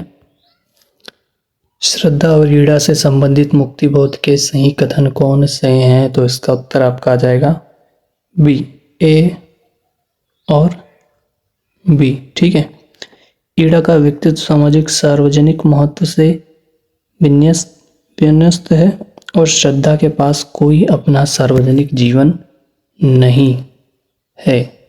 ठीक है, तो इसका अर्थ देख लेते हैं हम। ईड़ा और श्रद्धा कामायनी के सर्ग हैं। ठीक है, कौन से सर्ग हैं? तो ईड़ा और श्रद्धा कामायनी के सर्ग है। कामायनी में कुल 15 सर्ग हैं। कामायनी का प्रकाशन वर्ष है 1935 ईस्वी। इसके लेखक कौन है? तो जयशंकर प्रसाद। श्रद्धा ईड़ा हृदय व बुद्धि का प्रतीक माना गया है। श्रद्धा और ईड़ा किसका प्रतीक माना गया है? ये प्रश्न भी पूछ सकते हैं। तो बुद्धि का प्रतीक माना गया है। ठीक है, अगला प्रश्न हम देख लेंगे। फोर्ट विलियम कॉलेज के हिंदुस्तानी के प्रथम प्रोफेसर कौन थे? तो इसका उत्तर आपका आ जाएगा ए, गिलक्रिस्ट। ठीक है, फोर्ट विलियम कॉलेज के हिंदुस्तानी के प्रथम प्रोफेसर गिलक्रिस्ट थे। इसकी स्थापना 10 जुलाई सन 1800 ईस्वी को तत्कालीन गवर्नर जनरल लॉर्ड वेलेजली ने की थी। ठीक है, ये भी पूछ सकते हैं कि फोर्ट विलियम कॉलेज की स्थापना किसने की, कब हुई। ठीक है, तो कुछ लोगों ने इस संस्था को भारत के आधार पर भारत के लोगों को बांटने का खेलने का अड्डा माना। ठीक है, फोर्ट विलियम कॉलेज में हिंदुस्तानी भाषा जॉन गिलक्राइस्ट के निर्देशन में सुचारू रूप से चला। ठीक है, हिंदी भाषा का ज्ञान जो भी है वह गिलक्राइस्ट के निर्देशों पर चला। ठीक है, तो अगला प्रश्न हम देख लेंगे। निम्नलिखित में से व्यंग रचनाएं कौन सी है? व्यंग रचनाएं कौन सी है? तो इसका उत्तर आपका आ जाएगा डी। ठीक है, बी और सी, बी और सी। जीप पर सवार इल्लियां और अपनी अपनी बीमारी। ठीक है, तो यह दोनों रचना जो है शरद चंद्र जोशी की है। सवार पर इल्लियों शरद चंद्र जोशी की है और अपनी अपनी बीमारी हरिशंकर व्यंगात्मक निबंध है। ठीक है, व्यंगात्मक निबंध है। भूलने के विरुद्ध रमेश चंद्र शाह की है और निषाद बांसुरी कुबेरनाथ राय का निबंध है। ठीक है, तो दो तो इसमें निबंध है और दो व्यंगात्मक व्यंग है। ठीक है, अगला प्रश्न हम देख लेंगे। उर्वशी पर लिखी गई किसकी समीक्षा से विवाद उत्पन्न हो गया था? किसकी समीक्षा से विवाद उत्पन्न हो गया था? तो इसका उत्तर आपका आ जाएगा टी, भगवती शरण उपाध्याय। ठीक है, अगला प्रश्न हम देख लेंगे। जमीन पर पक रही है किस का कविता संग्रह है? तो इसका उत्तर आपका आ जाएगा केदारनाथ का। ठीक है, कविता संग्रह। साइकिल यहाँ देखो आदि। नागार्जुन का मूल नाम वैद्यनाथ मिश्र था। इसका पहला साहित्यिक उपनाम यात्री था। संस्कृत और मैथिली में ये इसी नाम से कविताएं लिखते थे। इनकी रचनाएं युगधारा, खिचड़ी, बिंबल देखो हमने, तुमने कहा, भस्मांकुर, शतरंज पंखों वाली आदि। नरेश मेहता दूसरा तार सप्तक के कवि है। इनकी रचनाएं वन पाई सुनो, बोलने दो चीड़ को, चेत्या, उत्साह आदि हैं। केदारनाथ अग्रवाल प्रगतिवादी कवि हैं, तो इनकी रचनाएं देख लेते हैं हम। ठीक है। युग की गंगा, नींद के बादल, अपूर्वा, आत्मगंध, जमुन जल तुम, फूल नहीं रंग बोलते हैं, गुल मेहंदी, लोक और आलोक आदि। ठीक है, तो ये सारे कवियों की रचनाएं आ गई हैं। ठीक है, अगला प्रश्न हम देख लेते हैं। किस विद्वान ने कहा था कि बुद्ध देव के बाद भारत में सबसे बड़े लोक नायक तुलसीदास थे? तो इसका उत्तर आपका आ जाएगा बी, जॉर्ज ग्रियर्सन। ठीक है, जॉर्ज ग्रियर्सन ने कहा था कि बुद्ध देव के बाद भारत में सबसे बड़े लोक नायक तुलसीदास हैं थे। ठीक है। कामिल बुके बेल्जाइम के निवासी थे। उन्होंने इलाहाबाद विश्वविद्यालय में राम कथा उत्पत्ति और विकास नाम से शोध किया। इस शोध ग्रंथ को राम था संबंधी समस्त सामग्री का विश्वकोश कहा जाता है। ठीक है, अगला प्रश्न हम देख लेते हैं। कवि के भार को बहुत बड़ा बताते हुए किस आचार्य ने कहा कि ऐसा न कोई शब्द है, न अर्थ, न न्याय और न कला जो काव्य का अंग न बन सके? तो यह कथन किस कवि ने कहा है? तो इसका उत्तर आपका आ जाएगा बी, भामह ने कहा है। ठीक है, अगला प्रश्न हम देख लेंगे। प्रकाशन वर्ष की दृष्टि से निम्नलिखित काव्य कृतियों का सही अनुक्रम है? तो इसका उत्तर आपका आ जाएगा बी। ठीक है, के कालक्रम के अनुसार हम देख लेते हैं। प्रकाशन वर्ष के अनुसार कुकुरमुत्ता का प्रकाशन वर्ष 1942 ईस्वी और इनके कवि हैं निराला जी। ठीक है। विष्णुप्रिया, इसका प्रकाशन वर्ष है 1957 ईस्वी और इनके कवि हैं मैथिली शरण गुप्त। आंगन के पार द्वार, इसके कवि हैं अज्ञेय। ठीक है, इसका प्रकाशन वर्ष 1961 ईस्वी। चांद का मुंह टेढ़ा है, गजानन माधव मुक्तिबोध। ठीक है, तो इसका प्रकाशन वर्ष है 1964 ईस्वी, चांद का मुंह टेढ़ा। ठीक है, अगला प्रश्न हम देख लेंगे। अगला प्रश्न हम देख लेंगे, सिद्धों से संबंधित रामचंद्र शुक्ल के कौन से कथन सही हैं? तो इसका उत्तर आपका आ जाएगा ए और सी। ठीक है, वज्रयान में आकार महा सुखवाद का प्रवर्तन हुआ और दूसरा है सिद्धों का साहित्य शुद्ध साहित्य के अंतर्गत नहीं आता है। ठीक है, ए और सी इसका उत्तर है। अगला प्रश्न हम देख लेंगे। अरस्तु के विरेचन पद की व्याख्या विद्वानों ने किन अर्थों में सॉरी ये गलत लिखा गया है, किन अर्थों में की है? तो इसका उत्तर आपका आ जाएगा ए और सी, धर्मपरक और कलापरक। ठीक है, इसमें हम इस उत्तर की व्याख्या देख लेते हैं, दोनों सही है। ठीक है, इसमें अरस्तु ने विरेचन की व्याख्या विद्वानों के धर्मपरक तथा कलापरक अर्थों में की है। अरस्तु का जन्म मकदूनिया, जैसे ये भी प्रश्न पूछ सकते हैं कि अरस्तु का जन्म कहाँ हुआ? मकदूनिया सतगिरा नामक नगर में हुआ। ठीक है, अरस्तु के गुरु कौन थे? तो प्लेटो थे। अरस्तु ने कौन कौन से सिद्धांत दिए? तो अरस्तु ने अनुकरण एवं विरेचन सिद्धांत के प्रवर्तक थे। ठीक है, अगला प्रश्न हम देख लेंगे। रचना काल के अनुसार निम्नलिखित कवियों का सही अनुक्रम क्या है? तो इसका उत्तर हम देख लेते हैं। इसका उत्तर आपका आ जाएगा इसका उत्तर आपका आ जाएगा डी। ठीक है, सरहपा का रचना काल है 7वीं से 8वीं सदी। लुइपा का है 9वीं सदी दे रखा है इसमें। 10वीं सदी का है पुष्पदंत 10वीं सदी। और अदलहा माण का है 14वीं सदी है। लुइपा का थोड़ा दे नहीं रखा, इसलिए हम उत्तर इसका डी ही करेंगे। ठीक है, अगला प्रश्न हम देख लेंगे। तात्विक दृष्टि से न तो हम इन्हें पूरे अद्वैतवाद कह सकते हैं और न एकेश्वरवादी। कबीर से संबंधित यह विचार किसका है? तो इसका उत्तर आपका आ जाएगा बी, रामचंद्र शुक्ल का है। ठीक है, अगला प्रश्न हम देख लेंगे। भारतीय संविधान के किस अनुच्छेद के अनुसार उच्चतम न्यायालय तथा उच्च न्यायालय में सब कार्यवाहियां अंग्रेजी भाषा में होगी? तो इसका उत्तर हम देख लेंगे। इसका उत्तर आपका आ जाएगा डी, 348 अनुच्छेद। ठीक है। और बाकी अनुच्छेदों की हम भी व्याख्या देख लेते हैं उत्तर की। ठीक है, तो उत्तर की 348 अनुच्छेद के अनुसार भारतीय संविधान के अंतर्गत उच्चतम न्यायालय तथा उच्च न्यायालय में सब कार्यवाहियां अंग्रेजी भाषा में होगी। इसके अलावा संघ तथा राज्यों के स्तरों पर सभी विधेयकों, संशोधनों, अधिनियमों, अध्यादेशों, आदेशों, नियमों, विनियमों तथा उपनियमों के प्राधिकृत पाठ भी केवल अंग्रेजी में ही होंगे। अन्य अनुच्छेदों की देख लेते हैं हम। 343 की संघ की राज्य भाषा हिंदी तथा लिपि देवनागरी होगी। इसमें ये अनुच्छेद में दे रखा है। और अनुच्छेद 344 में दे रखा है राष्ट्रपति द्वारा राजभाषा आयोग का प्रगठन का प्रावधान है। ठीक है, तो 2 अनुच्छेद दे रखे हैं। ठीक है, अगला प्रश्न हम देख लेंगे।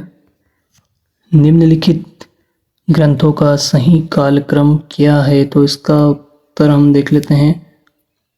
इसका उत्तर आपका आ जाएगा बी। ठीक है, पोइटिक्स किसके द्वारा रचित है? तो रचना वर्ष नहीं दे रखा इसमें, इसलिए हम रचनाकार के आधार पर देखेंगे अरस्तु। ठीक है, और लिटरेरिया तो बायोग्राफिया कॉलरिज के आधार पे, और एंथेटिक जो रचना है क्रॉन्चे की है। द सेक्रेट वुड है तो टी.एस. इलियट। तो हम रचनाकार के आधार पर वर्ष मिला देते हैं। ठीक है, अगला प्रश्न हम देख लेते हैं। तो हम इसमें देख लेते हैं उनका अरस्तु का जो जन्म रचना काल है वह है 384 ईसा पूर्व। ठीक है, 384 ईसा पूर्व। कॉलरिज का जो रचना काल है वह है 1770 ईस्वी। ठीक है, और क्रॉन्चे का जो है 1866 ईस्वी। 1866 ईस्वी। ठीक है, 1866 ईस्वी। और अगले कवि है टी.एस. इलियट। टी.एस. इलियट का है 1888 ईस्वी। ठीक है, तो हम इनके रचना काल जिन्होंने रचना की है उनके आधार पर हम यह रचना देखेंगे। ठीक है, रचना वर्ष के आधार पर नहीं है, क्योंकि रचना वर्ष का तो विवरण अभी मिल नहीं रहा है। ठीक है, अगला प्रश्न हम देख लेंगे। फिर दे रखा है निर्देशों में कथन कौन सा सत्य है? तो है ए देख लेते हैं हम। ए, ठीक है, आधुनिक एक अनवरत और अंतहीन प्रक्रिया है। और दूसरा है क्योंकि प्रत्येक परिवर्तन नए संशयों, सिद्धांतों और संभावनाओं को जन्म देता है। ठीक है, तो इसमें जो ये दे रखा है और दूसरा तर्क दिए गए विकल्पों में से चयन करना है। ठीक है, तो इसका उत्तर आपका आ जाएगा बी। ए सही है और आर भी सही है। ठीक है, अगला प्रश्न हम देख लेंगे। मैं कहता हूँ आंखें ने देखी, तू कहता कागज की लेखी। इस काव्य पंक्ति का आशय क्या है? तो इसका उत्तर आपका आ जाएगा डी।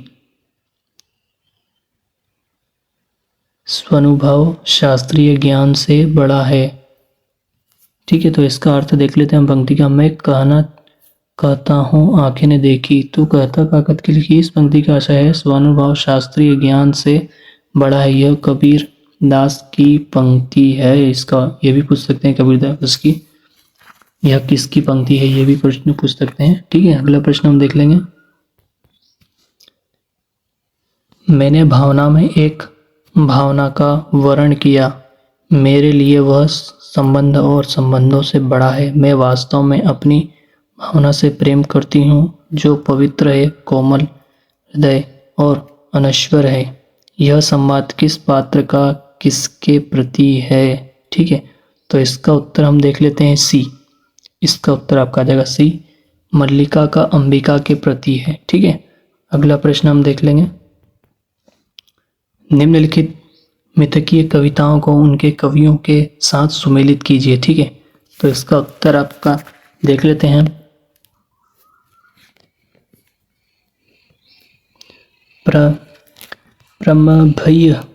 प्रमभीयु गाथा, तो इसका कवि हैं धर्मवीर भारती। जय भारत, तो इसके कवि हैं मैथिली शरण गुप्त। आत्मजयी, तो इसके कवि हैं कुंवर नारायण। संशय की एक रात, तो इसके कवि हैं नरेश मेहता। तो इसका उत्तर आपका आ जाएगा ए। ठीक है, अगला प्रश्न हम देख लेंगे। सर्वमुख नामक अग्रवाल बनिया की कथा किस उपन्यास में उल्लिखित है? तो इसका उत्तर आपका आ जाएगा ये देवरानी जेठानी। ठीक है, इसके उत्तर की व्याख्या देख ले। सर्वमुख नामक अग्रवाल बनिया की कथा देवरानी जेठानी कहानी उपन्यास में उल्लिखित है। वामा शिक्षक ईश्वरी प्रसाद व कल्याण रामा का उपन्यास है। भाग्यवती, श्रद्धा, राम फिलोरी तथा अन्य सहाय हिंदू रामकृष्ण दास का उपन्यास है। इन सभी के उपन्यास जो उनके कवियों के नाम भी दे दिए हैं जिन जिन के उपन्यास है। ठीक है, अगला प्रश्न हम देख लेंगे।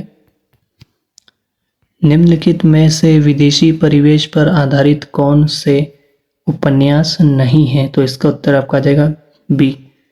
ए और बी, परिशिष्ट और चक्रव्यूह। ठीक है, तो इसके उत्तर की हम व्याख्या देख लेंगे। उन उपन्यासों का विवरण भी हम देख लेंगे। ठीक है, तो यह परिशिष्ट, चक्रव्यूह। ए और बी विदेशी परिवेश में आधारित उपन्यास नहीं है। ठीक है, परिशिष्ट जो उपन्यास है गिरिराज किशोर द्वारा लिखा गया उपन्यास है। ठीक है, तकनीकी शिक्षा संस्थानों में हरिजन विरोधी वातावरण का चित्रण है। ठीक है, तथा चक्रव्यूह कुंवर नारायण का काव्य है, काव्य संग्रह है। वे दिन निर्मल वर्मा का तथा सफर के साथी सुनीता जैन का उपन्यास है जो विदेशी परिवेश पर आधारित है। ठीक है, अगला प्रश्न हम देख लेंगे। निश्चय का संबंध किस विचारधारा से है? तो इसका उत्तर आपका आ जाएगा डी, अस्तित्ववाद। निश्चय का संबंध अस्तित्ववाद विचारधारा से है। इसके उत्तर की व्याख्या, यह जर्मनी के दार्शनिक थे, इनका पूरा नाम फ्रेडरिक निश्चय था। ठीक है, ये भी पूछ सकते हैं इनका पूरा नाम क्या था। और यह मनोविश्लेषणवाद के प्रवर्तक फ्रायड को माना जाता है। मनोविश्लेषणवाद जो है वह फ्रायड ने दिया है और इसके प्रवर्तक मार्क्सवाद के प्रवर्तक हैं कार्ल मार्क्स को माना जाता है। ठीक है, ये इनके ठीक है, अगला प्रश्न हम देख लेंगे। तलाकशुदा माता पिता की संतान की मानसिकता पर आधारित उपन्यास है। कौन सा उपन्यास है? तो इसका उत्तर आपका आ जाएगा सी, आपका बंटी। तलाकशुदा माता पिता की संतान की मानसिकता आधारित पर उपन्यास है आपका बंटी। यह किसका उपन्यास है? तो मनु भंडारी का है। ठीक है, इनकी अन्य उपन्यास तो है महाभोज 1979 ईस्वी, 1 इंच मुस्कान। इस उपन्यास को राजेंद्र यादव और मनु भंडारी ने मिलकर लिखा है। 1 इंच मुस्कान जो है राजेंद्र यादव और मनु भंडारी ने मिलकर लिखा है। अन्य उपन्यास के बारे में हम देख लेते हैं। महाभोज जो कि मोहन राकेश द्वारा लिखा गया है। एक शेखर एक जीवनी जो है अज्ञे द्वारा लिखी गई है। ठीक है, अगला प्रश्न हम देख लेते हैं।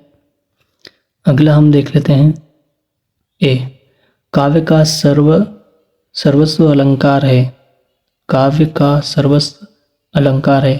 तर्क दे रखा है, क्योंकि केवल अलंकारों से ही कविता कामिनी का आंतरिक और बाह्य सौंदर्य निखरता है। तो इसका उत्तर आपका आ जाएगा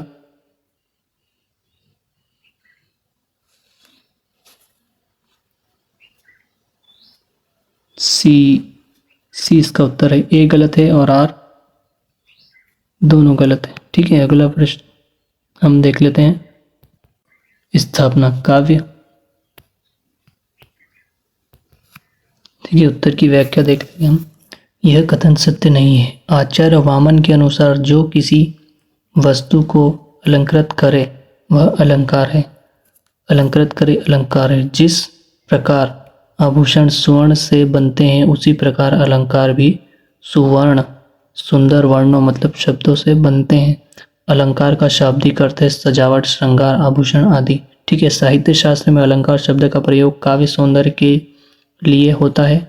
अलंकारोक्ति इति अलंकार, अर्थात जो अलंकृत है उसे अलंकार कहते हैं। मतलब जो सुंदर है या सजा हुआ है उसे अलंकार कहते हैं। ठीक है, तर्क देख लेते हैं। तर्क क्या दे रखा है इन्होंने, क्योंकि केवल अलंकार से ही कविता कामिनी का आंतरिक और बाह्य सौंदर्य निखरता है। तर्क गलत है। ठीक है, तो इसका सही अर्थ क्या है? जिस प्रकार आभूषण पहनने से व्यक्ति का शारीरिक सौंदर्य और आकर्षण बढ़ जाता है, उसी प्रकार काव्य में अलंकारों के प्रयोग से उसके सौंदर्य में वृद्धि होती है। दूसरे शब्दों में काव्य को शोभा बढ़ाने वाले धर्म अलंकार कहलाते हैं। ठीक है, अगला प्रश्न हम देख लेंगे।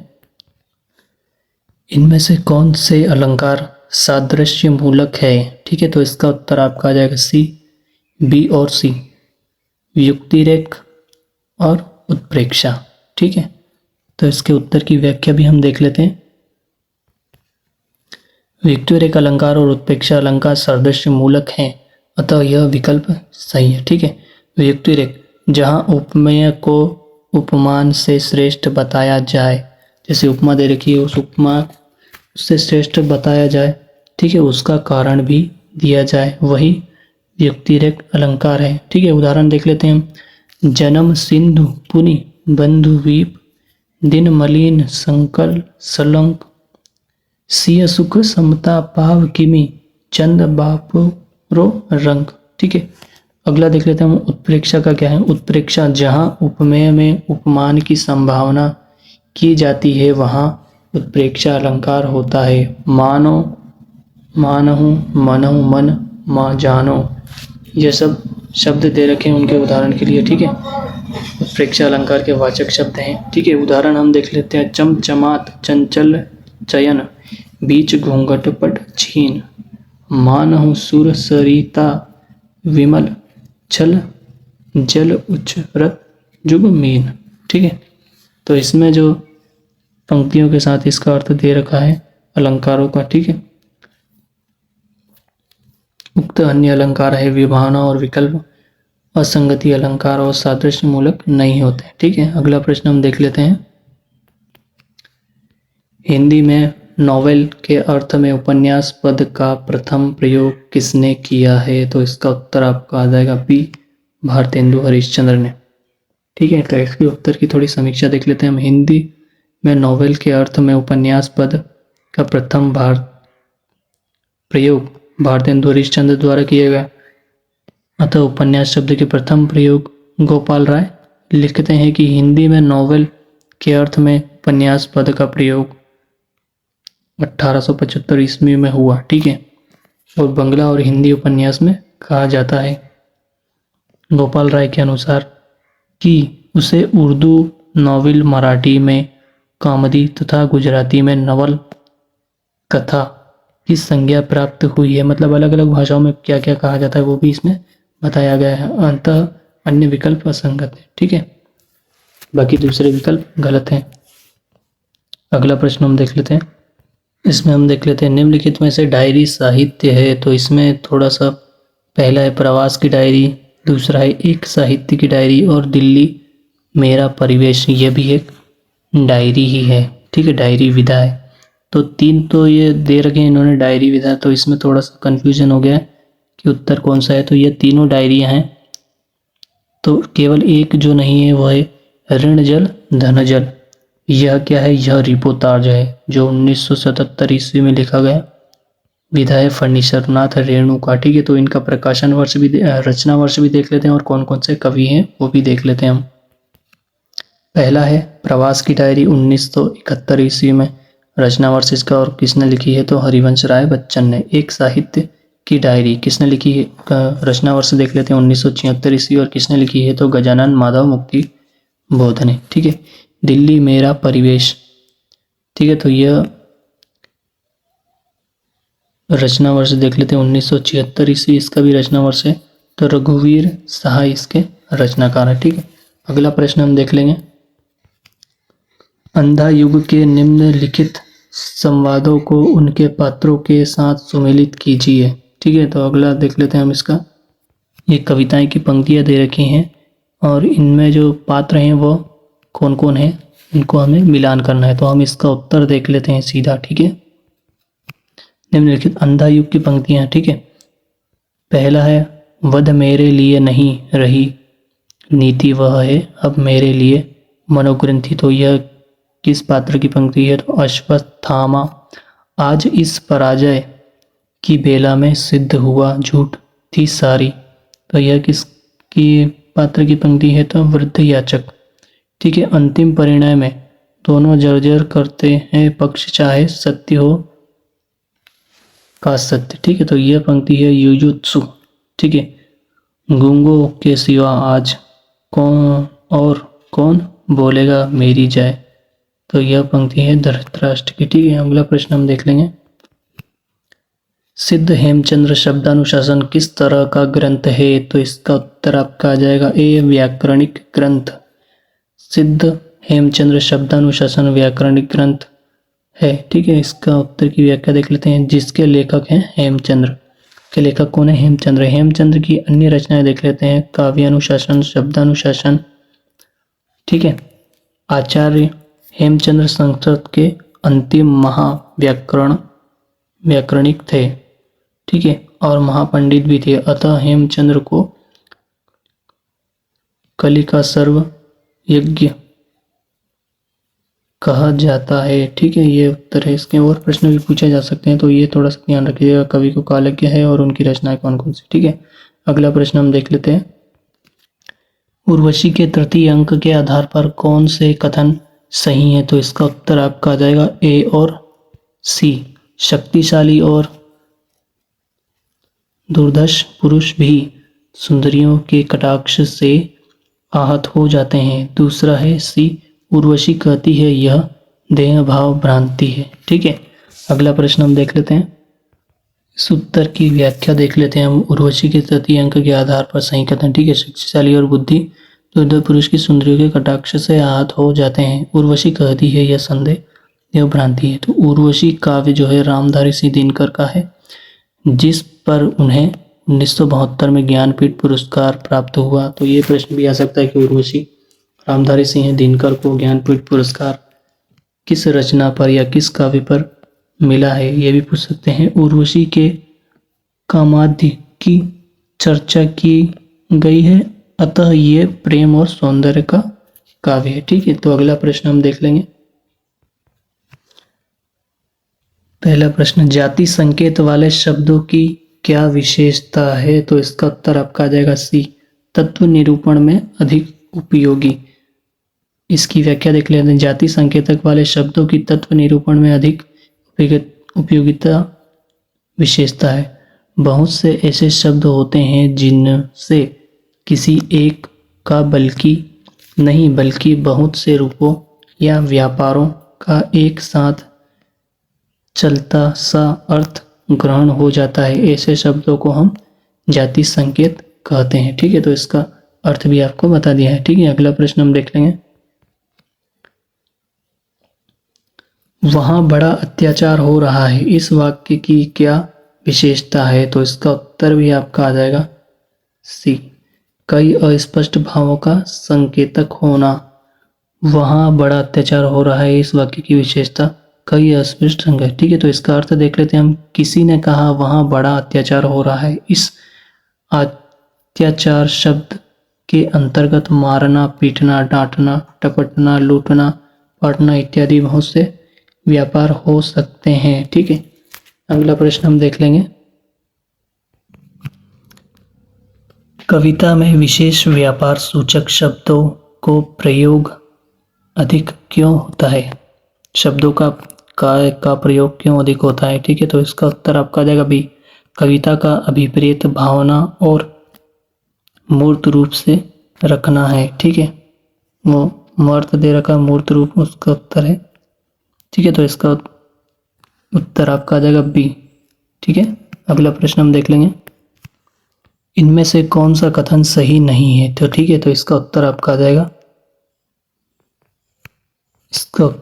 जाएगा सी, वध भीषण यंत्रणा स्त्री बच्चों पर निष्ठुर प्रहार के भोक्षम दृश्य कविता में त्याज्य है। तो इस पंक्ति का जो है वो हम अर्थ देख लेते हैं। ठीक है, व्याख्या देख लेते हैं प्रश्न की। ठीक है, वध भीषण यंत्रणा स्त्री बच्चे पर निष्ठुर प्रहार के सूक्ष्म दृश्य कविता में व्याप्त है। कथन अनुपयोगी है, शेष अन्य कथन उपयोगी है। ठीक है।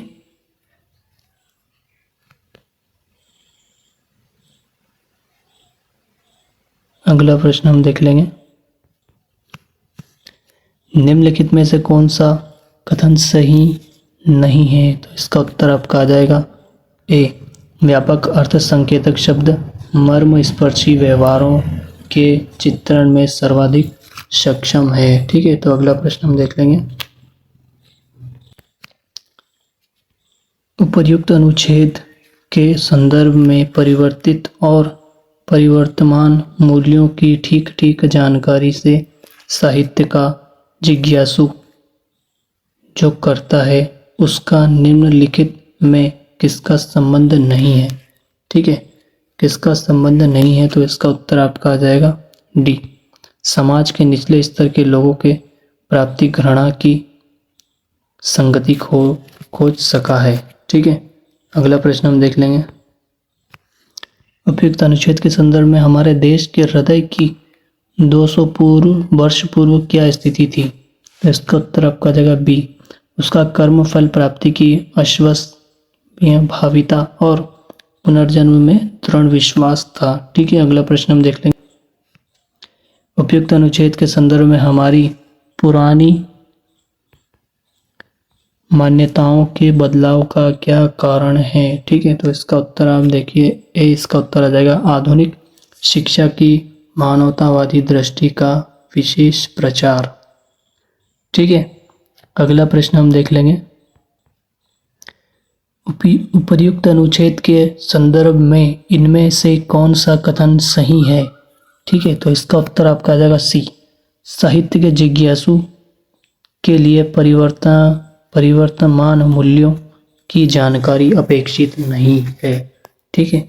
अगला प्रश्न हम देखते हैं, लास्ट और अंतिम प्रश्न, उपयुक्त अनुच्छेदों के संदर्भ में इनमें से कौन सा कथन सही है? तो इसका उत्तर आपका आ जाएगा सी, सभी भावों के मूल में पुराने संस्कार और नए अनुभव होते हैं।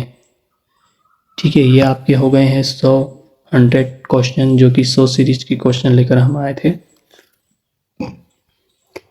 ऐसी ही सीरीज हम लाते रहेंगे, वो कि आपकी परीक्षा तक। ठीक है, आपकी परीक्षा तक लाते रहेंगे। अगर आपको वीडियो अच्छा लगा हो तो लाइक कीजिएगा, और जो इस चैनल पर नए हैं वो हमारे चैनल को सब्सक्राइब कीजिएगा, ताकि हम आपके लिए ऐसे ही प्रश्नों की श्रृंखला का वीडियो लाते रहें, जो कि आपकी UGC नेट हिंदी की जो एग्ज़ाम है वो 26 तारीख